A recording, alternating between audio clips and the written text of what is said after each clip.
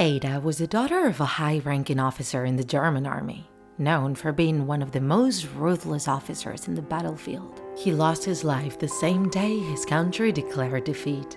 Little Ada had very vague memories of the time her father was actually with her.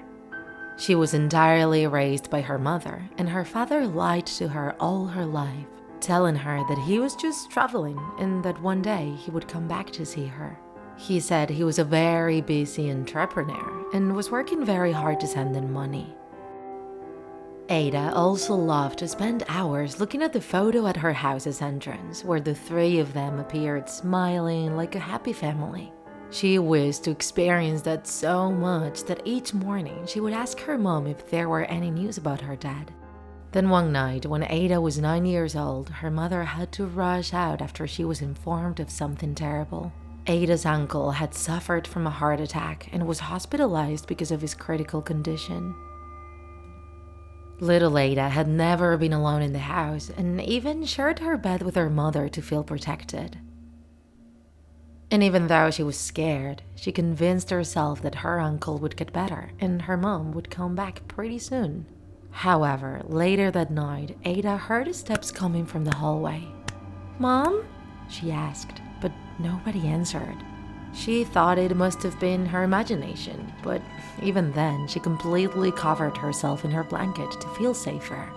A while later, steps started being heard again, and this time around, they felt as if someone was running from one side of the house to the other. Ada took a deep breath and got up to carefully take a look. At the other side of the hallway, Ada saw a boy her age looking directly at her with a very serious expression. His face was pale, and he was wearing pajamas with blue and white stripes. Moreover, she was shocked at how the boy wasn't wearing any shoes.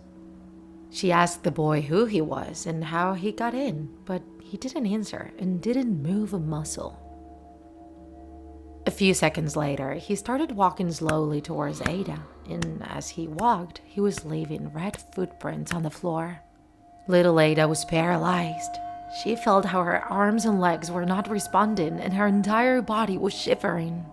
And once in front of her, the boy grabbed Ada's hand and placed it right on his chest full of holes, from which huge amounts of blood were pouring out. He then leaned closer and whispered in her ear, "Your father shot me. He did this to me. I will be walking around this house every night, and when you least expect it, I will attack you." If you enjoyed this video, don't forget to like it.